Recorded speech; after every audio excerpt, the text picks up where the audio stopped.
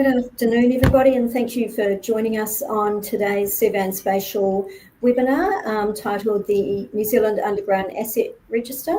Thank you all for joining us during, no doubt, what is your lunch break. We do have two presenters with us today. Our first presenter is Greg Preston. Greg is a trustee of Digital Built Aotearoa Foundation. Greg has a number of roles, including Asset Data Standards Coordinator for Water New Zealand and Client Engagement Manager at Canterbury Seismic. Previously, Greg managed a research program in the Department of Civil and Natural Resources Engineering at the University of Canterbury. Greg's been a trustee of Digital Built Aotearoa Foundation since 2023 and a sounding board for spatial technologies and data standards to support lifeline infrastructure, especially water standards, since the early days of the Christchurch rebuild. Our second presenter today is Angus Barr of OpenPlan. Angus is the founder of OpenPlan and is a chartered professional engineer and a transport planner with leadership roles at the engineering alliances formed following the Christchurch and Kaikoura earthquakes, and has more recently been involved in the Cyclone Recovery Engineering Alliance on the East Coast. He is the technical lead for the National Forward Workers Viewer and the NZ Underground Asset Register on behalf of Digital Build Aotearoa, who's the platform owner. His journey with the National Forward Works Viewer started in 2012, where it was extensively used for the rebuild of Christchurch. Now, for those of you who are online, as you know, if you have any questions all throughout this presentation, please pop those into the Q&A box and they will be answered at the end of today's presentation. So I'd now like to hand over to Greg. Thank you very much, Jenny. So welcome everyone. Thank you for joining us today. As Jenny says, I've got a few hats. Today I've got two hats on. The first and most important one, I think, is as a trustee of Digital Built Aotearoa Foundation. We hold the IP for a couple of quite important digital tools that I think will make a big difference. And Angus will go into more detail as to the journey as to why we've ended up as a charitable trust. But I think it is important to know that we actually believe this is actually quite important, this innovation that we're bringing to this model of operating where the public good can be served by the charitable purpose of Digital Built Aotearoa Foundation, and why it's appropriate that we have this model and not a private model for the delivery of these tools. But that's really what I'm doing here too, is really jumping on just to give a little update with my other hat, which is for Water New Zealand and coordinating asset data standards. So if you'll bear with me, I just want to spend a couple of minutes. This is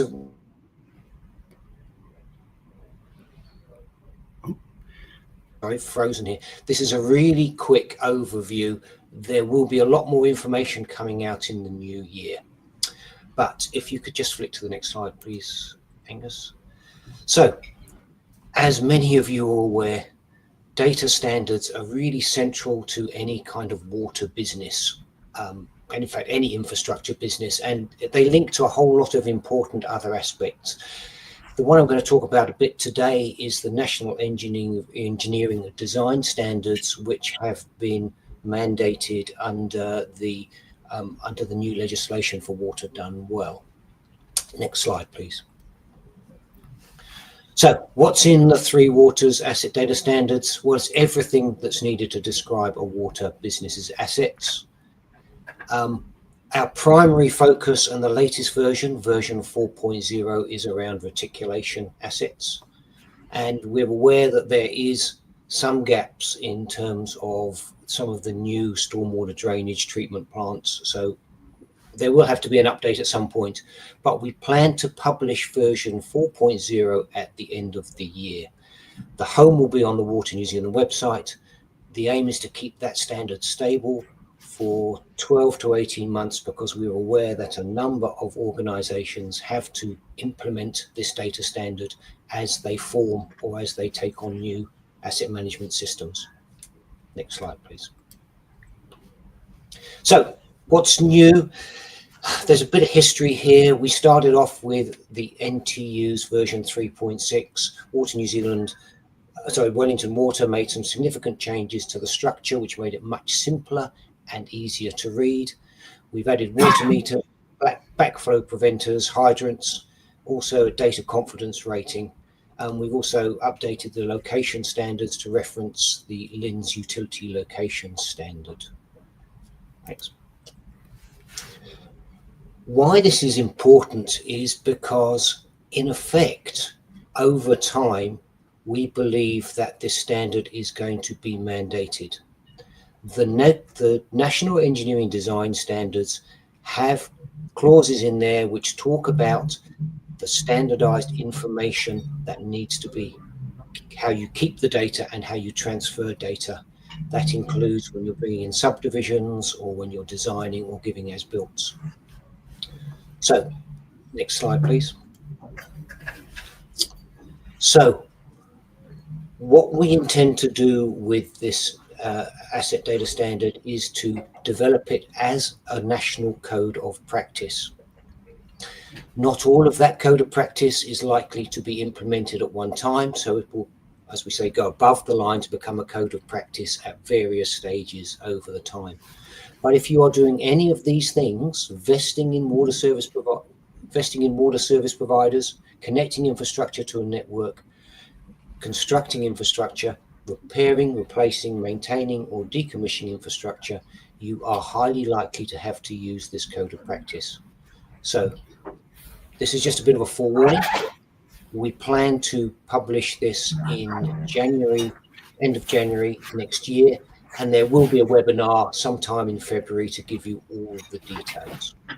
But in the meantime, if you've got any questions, please feel free to contact me. So, thank you very much. So, thank you for letting me jump in on that, Angus. So over to you for the really important part of the discussion around the ForwardWorks viewer. Thanks, Greg, and kia ora, everyone. It's great to be here. And you get two for the price of one. So we've had the water data standards. We're just going to take a journey through now the underground asset register and explain some more about how it came to be and how it's managed through the trust. I've got about a 12 minutes worth of slides here, and then we're going to jump out into a demonstration, jump back, and I've got a slide at the end to ask the good people on this webinar some technical questions about actually how we solve some problems or a particular problem, which I think that the collective knowledge here can really help us unpick and uncover. So let's start at the beginning. So the journey for this really starts back in the Christchurch earthquake back in 2011. The reason it started there is there was a horizontal engineering rebuild challenge that was, well, certainly bigger than any scope we'd seen previously in a New Zealand context. 600 kilometres of pipe, 1,000 kilometre of roads which needed major rehabilitation or some sort of repair. We had 92 bridges, as well as many, many other structures such as retaining walls. There'll be many people on the webinar today who were involved in some way during that point in time, and will be familiar with SCIRT, which was the engineering alliance which was established to help recover the horizontal infrastructure. SCIRT was a collection of delivery partners and design engineers, and indeed many of surveyors and planners and all types of professionals. And we built technology inside SCIRT, which was later adopted by government to spatially plan the recovery of the city. And in that sort of tool set, we had information on who was working where, when, and what they were doing. And that allowed us to spatially plan across probably about 140 work crews on average that were deployed across the city at any one point in time for that 5-year period. The spatial system also included underground assets through the culture of data sharing that was prevalent after the earthquakes. Utility companies shared data, and we had that available in one space. And add into that, there was a whole lot of other spatial information, such as, various contextual geospatial layers, notable trees, archaeological risk sites, maybe the hazard sites, even layers of buried tram tracks for those of you, and coal tar for those of you who are familiar with Christchurch. And when you layer all that together, what it presented was quite a compelling set of tools that allowed that engineering recovery to progress. If we jump forward 5 years, we then had the Kaikoura earthquake. And what happened, we had a similar challenge in putting together a set of digital tools to enable the engineering-led recovery of State Highway 1. Now, what was interesting in both Christchurch and Kaikoura, there were 5-year, our engineering alliances of the 5-year term. And at the end of that 5 years, they were effectively switched off, and that included the tooling as well. But if we look at the actual journey of New Zealand over the last 15 or 20 years, we are persistently and consistently in a state of recovery from some disaster. The numbers on the screen there reflect as best as I can sort of harvest them from the internet, the engineering or the horizontal cost of recovering from those events in those various locations. And so we're in this constant state of recovery. And we know when we get to the end of the recovery process, generally all that knowledge that's built up is turned off. Not because there's not an appetite, but because there's really a lack of a place to hold that. We can look to our government agencies, but generally they look at that and say, well, we don't have an enduring, effectively, either a political or an executive ambition to hold those tools in perpetuity, or there isn't necessarily a funding stream that allows for the support of that. So this is why Digital Built Aotearoa was formed, is effectively to take the digital tools and the knowledge that's accumulated through those events and hold them in trust on behalf of the public good. And to be effectively a trusted neutral entity to both hold and share data. And we'll talk about the holding and sharing of data as we go through. The other thesis of Digital Built Aotearoa is that we actually don't build tools for disaster recovery, for response and recovery. The way that we actually recover faster is by building tools for everyday use that are sticky in day-to-day operational applications and design and engineering delivery applications. And we embed them in the sector. People become familiar with them, and people become familiar with sharing data to support them. And when a response happens, when there's a major disaster or an event, those tools are ready to go, and they're ready to serve the public good in those times. So if we just look at how this basically is structured, on the right we have Digital Built Aotearoa. They are the data steward, or the ownership of all the IP. The IP that was built during the earthquake recoveries and the flood recovery has now been invested by government into DBA. And we now have those 3 tools. So the New Zealand Forward Worksphere, which I'm sure you may have heard about, the New Zealand Underground Asset Register, which we'll talk about shortly, and the New Zealand Geospatial Catalogue. We're being quite ambitious with calling it the New Zealand's Geospatial Catalogue. There's lots of good data sources for that. All we're saying there is that if you've got the first 2 tools, you really would be good to service or surface other geospatial information. So putting some sort of catalogue infrastructure together is a good idea to service those other tools. Again, where are our notable trees? Where are our sites of significance to Maori and iwi? And then Open Plan, which is where I sit, is on the left-hand side. It's another operating business to support the work of the charity. And what we want to see is that white box on the left being filled over time with other sector participants and players who effectively build products and services to service the overall ecosystem that is owned and run by DBA. Principles, a lot of you will have heard of the FAIR principles, but effectively what you would expect from a foundation. And just for those who are interested, Digital Built Aotearoa Foundation borrows its name from a similar initiative, Digital Built Britain, that came out of Centre of Excellence at the University of Cambridge, and was really looking to put some good standards and processes around infrastructure delivery and design that could sit in the common good or the public good. So we've lent heavily to borrow from their naming. If we just jump forward, so let's just talk about data for a minute. This is a very, very simplified view of data federation, and on one level, this is all the products that DBAF owns, seeks to do, is just to simply federate data. Data federation at its simplest level is taking disparate data sets from different owners and mapping it to a common schema, so standardizing that. And those of you who are familiar with maybe as-built information, there'll be a target schema that's set maybe by an asset owner or a council, and you'll go out, you'll do your survey, and then you have that long protracted job of trying to map what you've surveyed into that schema for the council. So we seek to do that at scale in a very simplified level. So The as-built analogy probably isn't particularly good because there'll be lots of attributions you have to map against. What we're saying is, what's the simplest thing we can do to map against the target schema for lots of common data sets? Again, maybe bringing in 5 or 6 attributes that allows for querying across the country. If we apply the same picture, though, rather than to data, but to organization, transactional relationships, it's a similar picture that we're trying to build. We're not just providing a data repository, although that is true. We're also applying the tooling that allows the interaction or the transaction between organizations to become more frictionless, if that makes sense, or to become easier.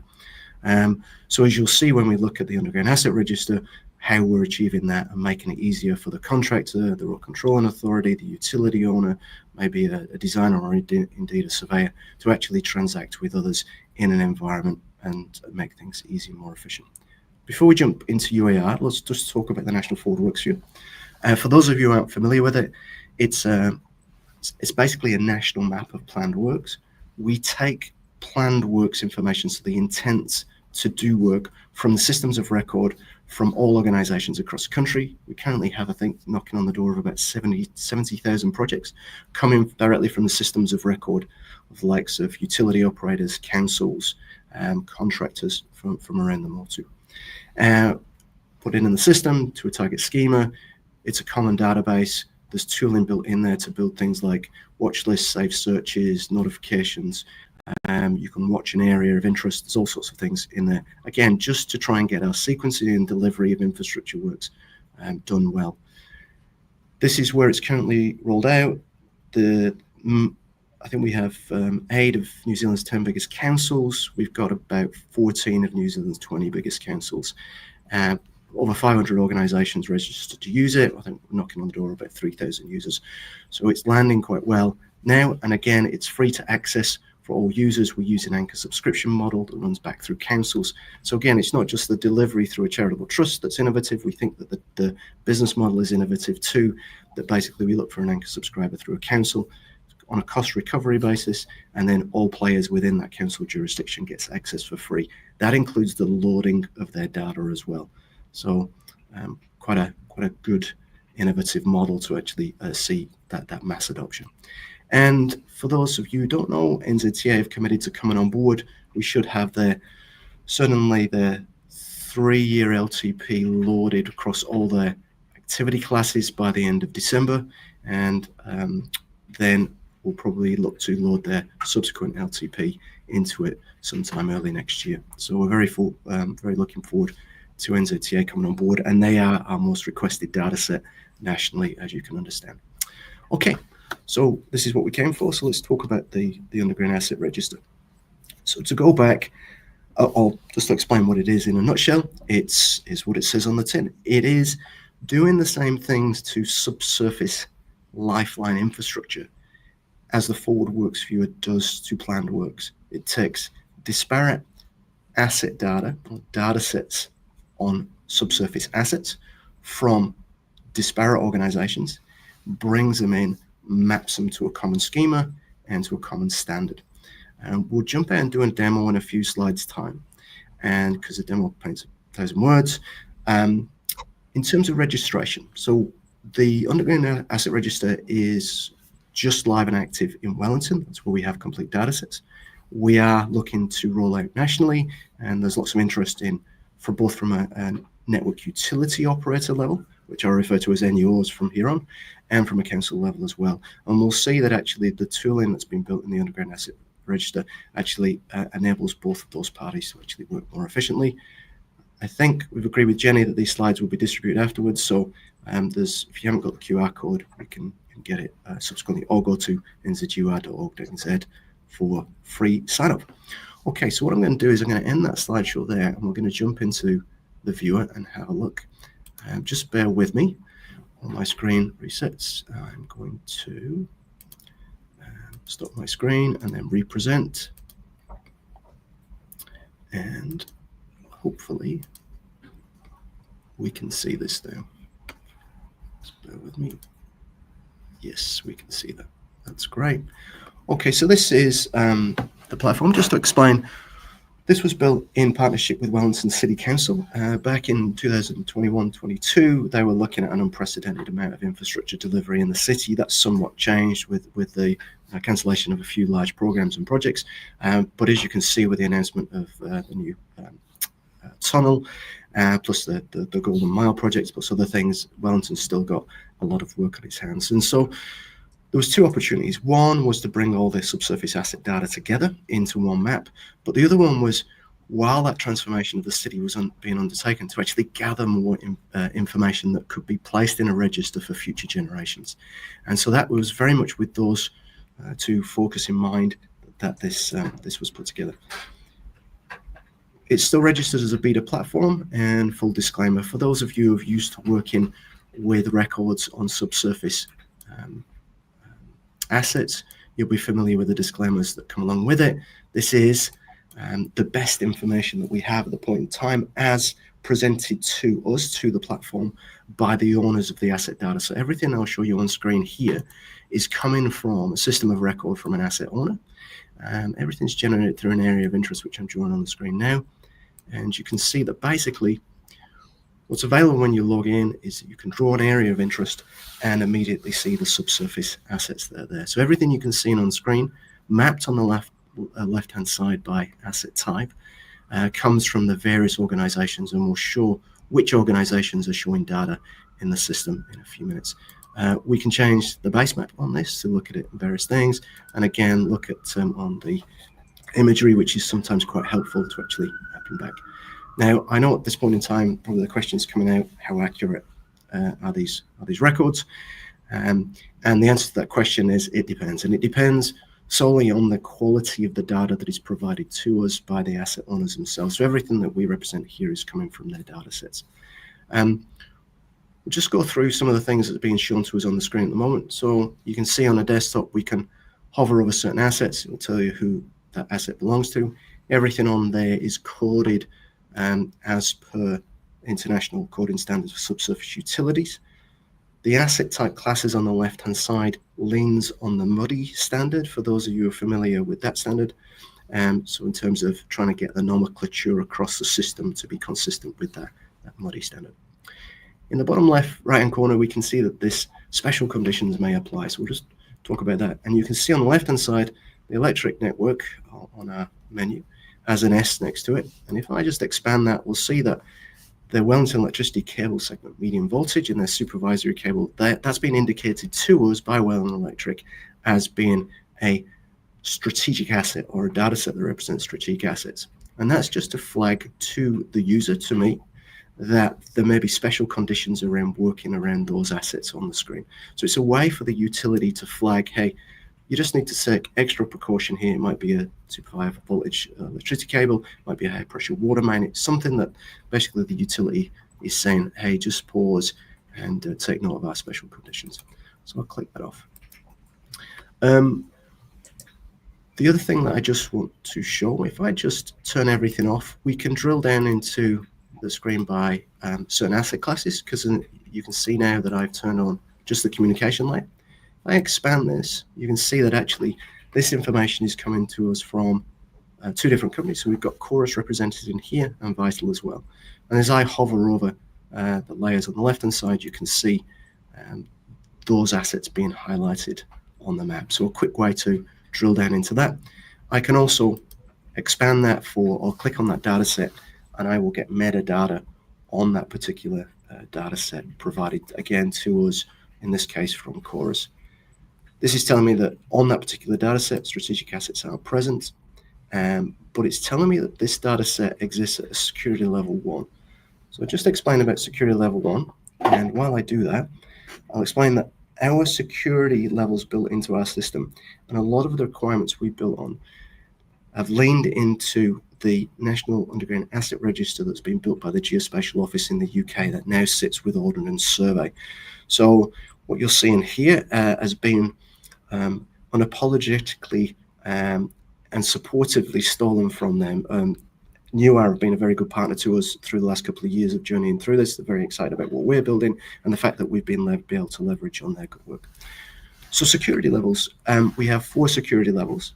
Security level 0 is that you can see any asset at any level of zoom that you want.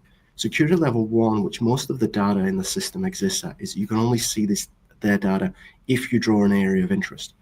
And currently an area of interest using the button that I showed you before up here is limited to a 200 by 200 meter window. So about 40,000 square meters, about 2 city blocks worth of asset data, which is sufficient for most project work. Security level 2 is where we obfuscate the location of an asset just to the corridor. So it basically says, hey, there's maybe gas and it's somewhere in this corridor, but we're not giving the exact location because the asset owner doesn't want to give that exact alignment. You have to contact them for more detail. And security level 3 is you as a user actually won't be aware that there's an asset belonging to a certain asset owner in the corridor, but the asset owner will be aware that you have made an area of interest request. We haven't currently built that functionality into the system, so it's planned to be built, but we can see if there's assets of national significance or security significance, that might be something that we would be interested in doing. Just quickly, you can see that we have brought through the LIN survey marks. I think it's, you'll have to forgive me, I think it's level 5 and below, so not their full, I think there's 10 levels of detail with their survey marks, so I think we've brought in the first 5 levels with opportunity to bring in more. And we can see there's a camera on the screen, and this is where the register really gets quite interesting. So if we click on that, what that does is it retrieves a site record. So this is where a contractor in the field has discovered something that is unusual. It's either in the wrong location or it's an unidentified buried object. In this case, hopefully Dave doesn't mind me showing his record. In this case, he's found some unidentified comms cables. He's reported that back through the system. I think it was actually a buried manhole, so it may have actually been asphalted over as well. And he's reported that back in the system. Again, we fully disclaim Dave. So we're saying, hey, if you report something in the system, that's great. Your responsibility ends at that point. But what it means is both the corridor manager in Wellington, Amanda, for those of you know, Amanda who works for Wellington City Council, can triage this record and send it to the appropriate utility for them to either take action or to add information to their asset register, their own asset data set, which can then flow back into the underground asset register. We have that cyclic sort of improvement of data over time. And one of the future plans for the register is to build both the reporting, the granularity of reporting for site records to improve that so that there is better triaging and reporting of site records both to the utilities and then from the utilities back to the industry. One thing I just want to show you, which is, I think, extremely useful if we go back to who has assets in this location. So if you'll see there's an action button up here on the left-hand side, and if we look at that, so we can save this area of interest and we can come back to it later, and there's a number of pieces of functionality we'll build on in the future. We can print what we see to PDF, so we can take a plan, just as you might be familiar with plans already, and that printed plan is a timestamp PDF that you can download and take onto site or out into the field. But importantly, we can view the operators. And what this does is it gives you a very simplified view of who's working there. And again, if we all hover over a particular organization, their assets will be highlighted on the map, even if they work across multiple asset classes, like PowerCo, for example, who have gas assets, and in certain parts of the country have both gas and electricity assets. Again, Chorus runs electricity. So what this gives you, and again, you get this as part of the printout, is a quick kind of resume of all the organizations within inside that bounded area of interest to contact really quick. So again, system is trying to reduce that friction on that sort of transactional relationships between the various parties that have interest in the road corridor. So hopefully that starts to make sense. What's coming forward? So enhancements of site records, and this button here allows us to create a site record. We're on the cusp, hopefully early next year, we'll be rolling with a pilot in Christchurch. We have heard back from the sector that it would be useful for those with permissions to be able to access the data and potentially download it. So we're looking at what that would look like. And again, we've got quite tight agreements with the people who share data, so we'd have to get some sort of provisioning from them to make that data available to others. And the other thing that we're keen to do is bring in to both the Forward Works Viewer and the Underground Asset Register the ability to surface other geospatial layers that are useful in the context. So, for example, already mentioned it, but sites of archaeological significance, or maybe we've got sort of data layers that describe groundwater conditions or something like that, and we can bring that in. So once you're in a system, you're querying what assets are under the surface. You might also be interested in understanding what other things you're likely to encounter when you break ground.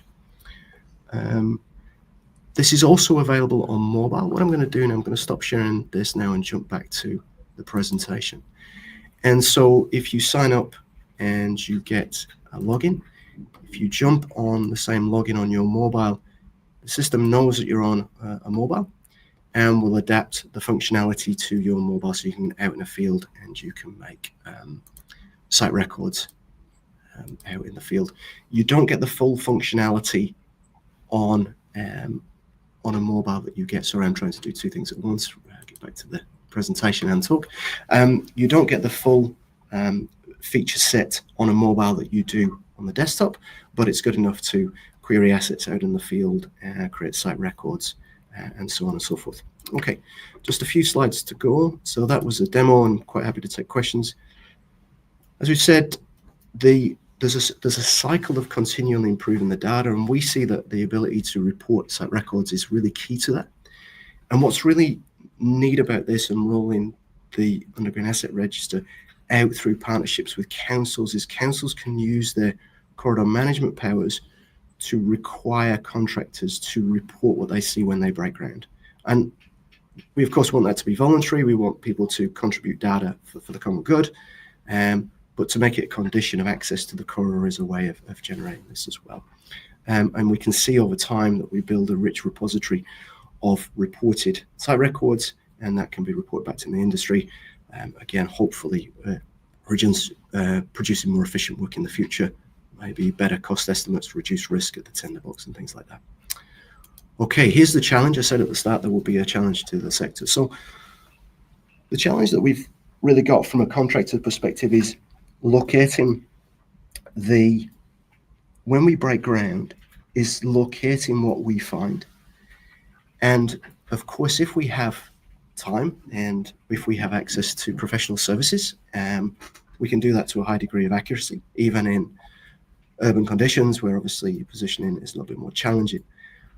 We would love to know if it is possible, or if there's a mechanism where we could locate an asset or an object to sub-meter accuracy.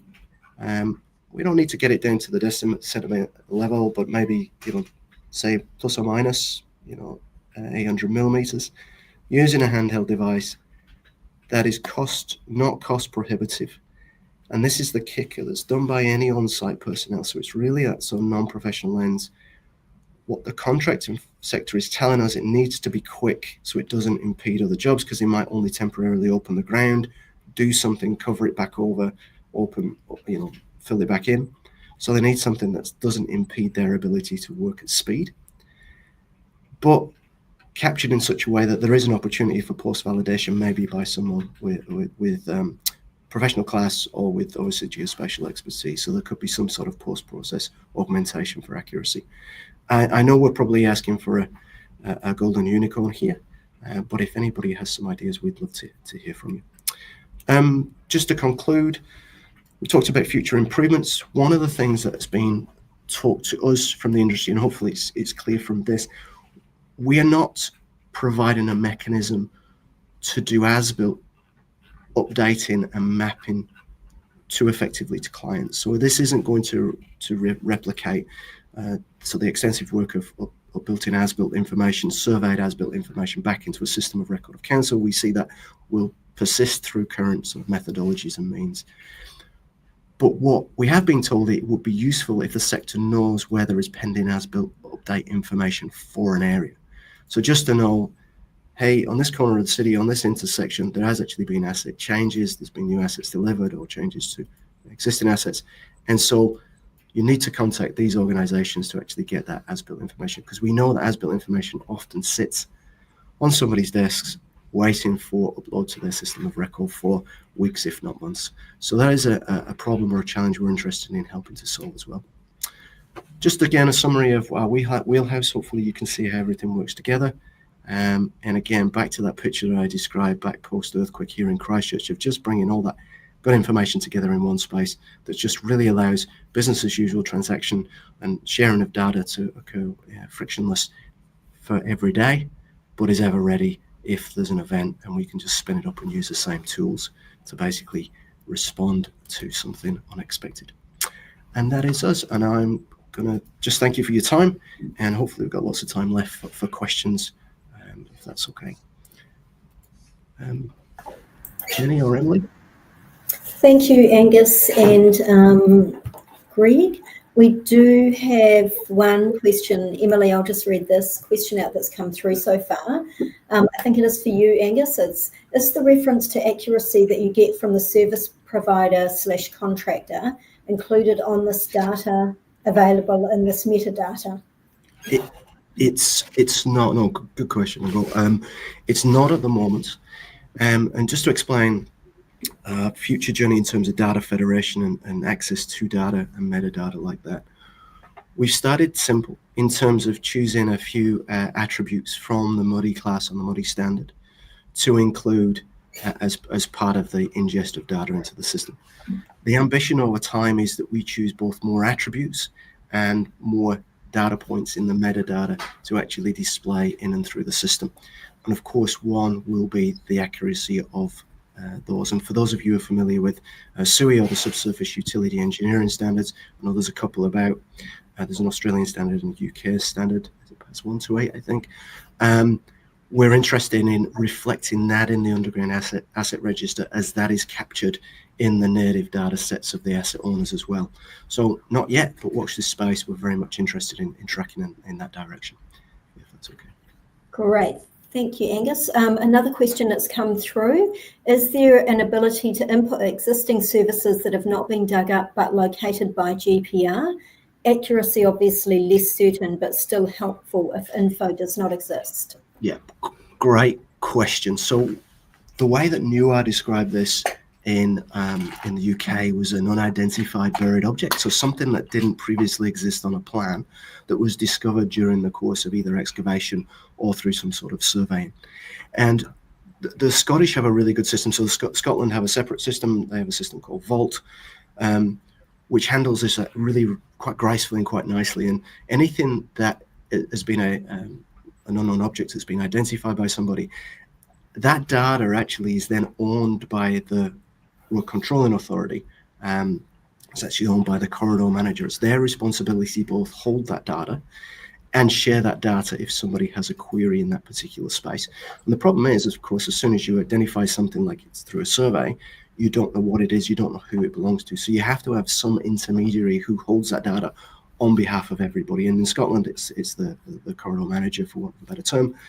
And in our liaison with NUAR in the UK or in England and Wales, we're thinking that a similar role could exist in our system. So we don't have that yet, but again, it's a variation of a site record to say, hey, there's an unidentified asset class here, this is our knowledge of it, and we hold that record effectively in that repository for the benefit of others who may want to excavate or work in that area in the future. Hopefully that makes sense. Just a couple of interesting things. In Scotland, they call people who work in the corridor, who excavate, they call them undertakers, and I think that's quite amusing. So they're always referring to undertakers when we talk to our Scottish partners. I see a question there. I don't know if this one's for Greg. Greg mentioned the Linz Utility Location Standard, but some local authorities, like Open Council, are hesitant to adopt it and prefer their own bespoke standard. Yeah. What experience have we had with Open Council, Greg? Yes. A great question.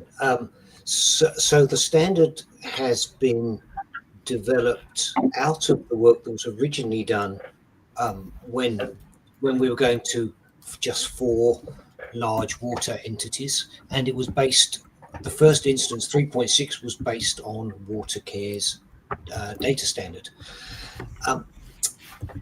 Watercare has gone its own way to some degree. So we think, so the people that are creating this standard are across the country, but currently does not involve Watercare. So We think that they are likely or possible to actually implement their own code of practice, which will be an acceptable solution for you to meet the NED's requirements.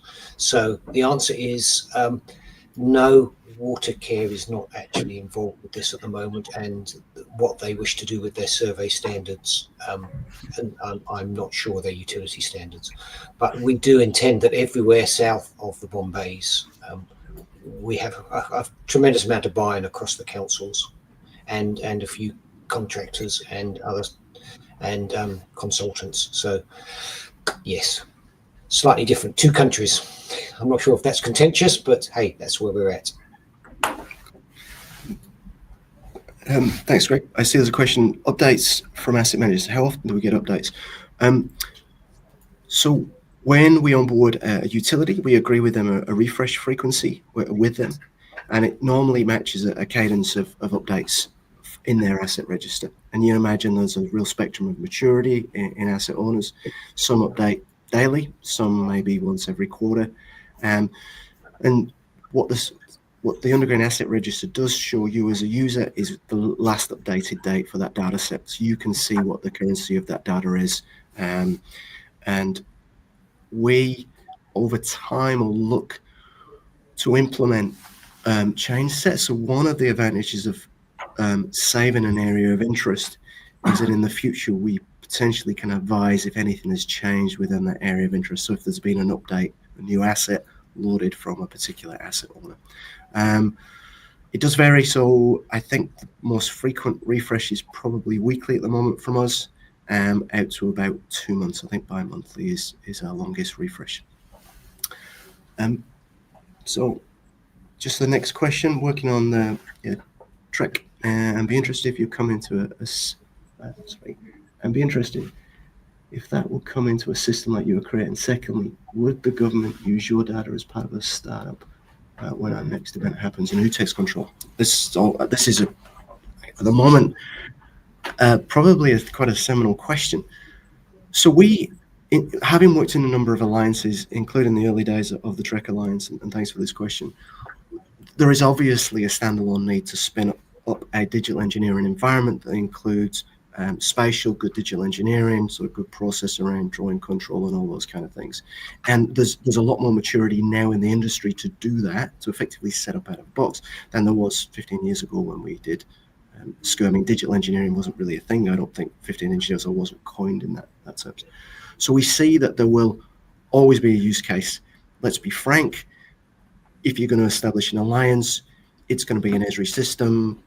We don't think that the tools that the DBA for building will ever replace the need for that, and nor should they.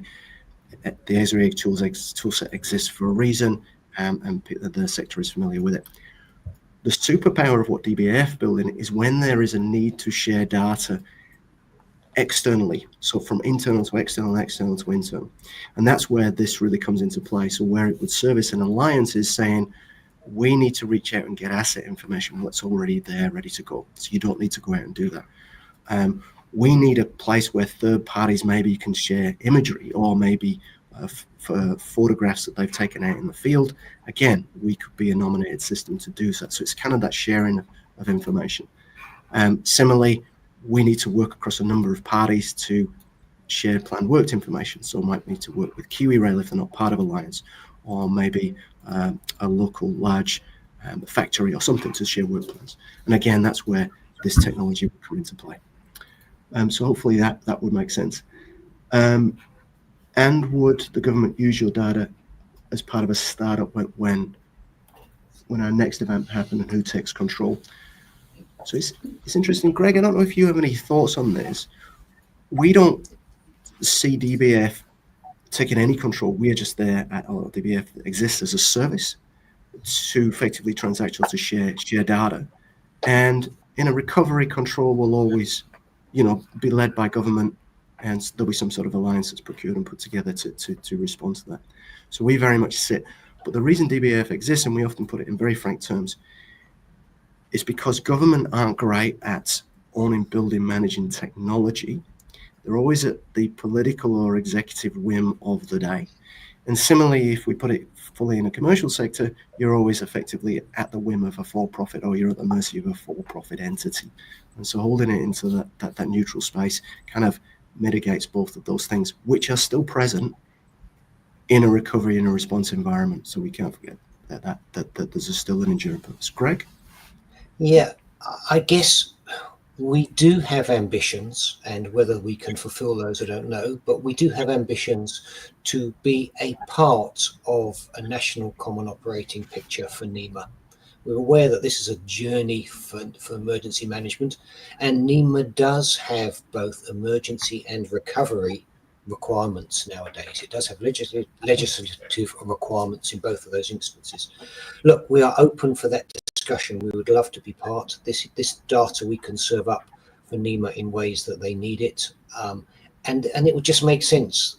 The whole point of this is that business emergency is just business as usual on steroids. So we're serving up this data in ways that everyone can access it, and everyone across the country is familiar with it and the way it works. So that's my perspective. Just to follow up on that comment about the common operating picture. So we know that there was an RFI earlier this year from NEMA requesting information on that. So just to be clear, DBF see their role in terms of any common operating picture as not building a common operating picture or effectively delivering an application for that. That's not the role. The role of DBF potentially in something like a common operating picture is to say, we've already curated this data. You can already access this data through effectively the services that are provided by DBF. So don't worry too much about trying to rebuild that landscape, especially when it comes to lifeline infrastructure.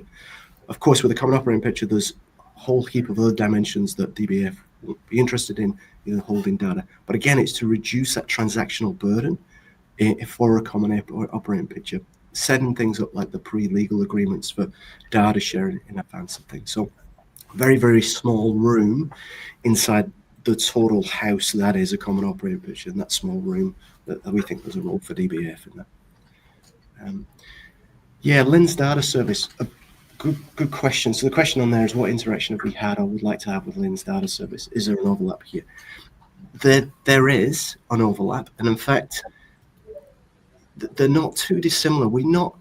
There's no ambition from DBF to build a LINS data service. So I would characterize, and my solution architect would tell me off because I'll mischaracterize this, is LINS data services is a place where an organization who wants to publish their data out to the world can basically put it in a repository, and all the mechanisms for doing that and the metadata that sits around that is discoverable and it's easy to access and all that good things. What we're interested in doing is not necessarily holding data or putting in a place where people can publish their data so it can service others. It's about curating data so it can actually feed tools to exponentiate the value of that data. And when I mean at the level of curation, you can see what we do with a planned works data, and again with utility data, that we're bringing it and we're federating it together. So whereas you go to LINS data service and you might have, say, 5-6 organizations, then one says, well, here's my data on, say notable trees, and you'll another council, here's our data on notable trees. So all of a sudden you've got proliferation of 6 or 8 different data sets, all about notable trees, all in different formats. We're saying, well, actually, for that to be useful, we need to kind of bring it together, map it to some sort of common schema at a very, very simplified level, and then make that available. But only do it to data sets that really are useful for people working in the built environment, so that infrastructure environment. So there's a lot of data sets we won't touch because they're not within our charitable purpose, and we don't see us trying to eat any of the lunch from this data service because it exists for a reason that we'll never provide, if that makes sense. I've probably done a very poor job of explaining that, but hopefully you get the difference, if that makes sense. Any further questions? Yeah, so surveyors often accurately recall vast amounts of both newly built and exposed assets and existing GPR ground markers. Unless they are publicly owned asset, local council has no interest in adding this data to the system. A huge waste of underground asset management data. We share your thoughts exactly. I mean, if AI, for the revolution AI has taught us anything, is don't throw any data away, because if you can't find a use for it today, chances are there'll be a good use for it in the future. what we noticed this, and talking with the surveyors on our technical reference group for the Underground Asset Register, and they've said this, we collect lots of information. So again, we were talking before about the potential for saying that there's locations on a map where as-built information is pending to go in a data set. I guess one of the things a system like UAR could do is actually say, well, there's a lot more information. This is the type of information that was collected in this region, and this is the organization that collected it. And then there's at least an incentive for an organization that collects that information to hold that data. And it may be that somebody querying the register could see that there's additional data and actually go to that organization. And maybe that organization could provide that data for fee if they have the license to do that. And Greg, I don't know if you want to comment on the vision for those additional products and services that DBAF are interested in developing around the core offering of DBAF. Well, I guess, well, maybe not at this time. Actually, to be honest, I think we're still working through what all those possibilities might be.